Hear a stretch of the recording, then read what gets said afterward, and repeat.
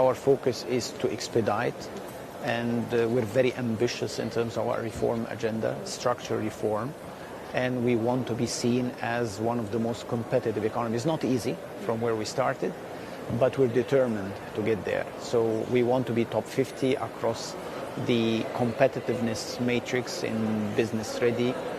From where we started, or at least the last report, that will be a major achievement. I want to be top 20 by 2030. In trade competitiveness, these are actually my targets. I want to be top 50 within a couple of years. I want to be top 20 by 2030. If you see what type of reforms we were talking about in terms of trade, we're revamping cost and time by 75% in 1 year. And this is not the end of the game. As I said, we're taking one item at a time and just want to show investors that we're taking these files very, very serious. Same applies to fiscal reform, and not only fiscal, because this is the work of my dear colleague, Minister of Finance, but we're working on the non-tariff barriers. So we're talking about a conceptual, the effective tax rate, the tax rate and the fees and levies. Combined, we want to have an effective tax rate that encompasses all of this, that is very attractive. The role of the state. So we're addressing all the topics that has been lingering for some time, and we're addressing them one by one, and with very ambitious agenda. I mean, there has been a lot of reform initiatives and privatization moves as well.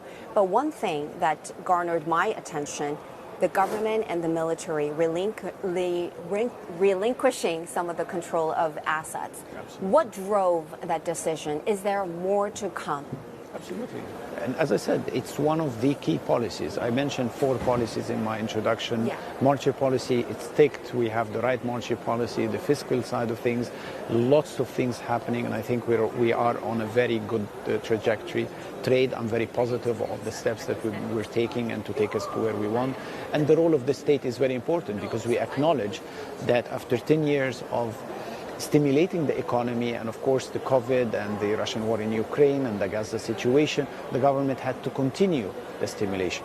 But last year we decided, no, we want the government to take a position, to step back 1 or 2 or 3 steps, and we want to get the private sector. So the divestiture program is going to be kick-started, expanded.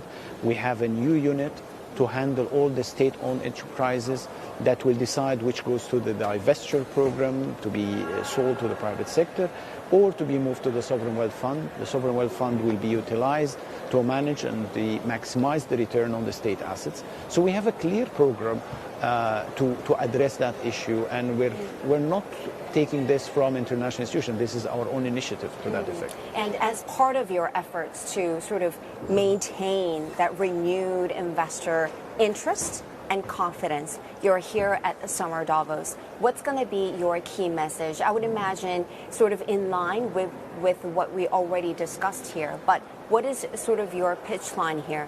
That things are very complicated, I understand, and Egypt has all these benefits that you can actually enjoy? I think you summed it up. We're working very hard on the structural reforms. We are ready to accept investors. We are ready to be the economy that is the most attractive in our neighborhood. Again, our location is unique, abundance of renewable energy resources, very talented labor force, engineering talent, location, and more importantly, trade agreements that open 70 markets for any company that come and decided to use Egypt as a hub for their exports.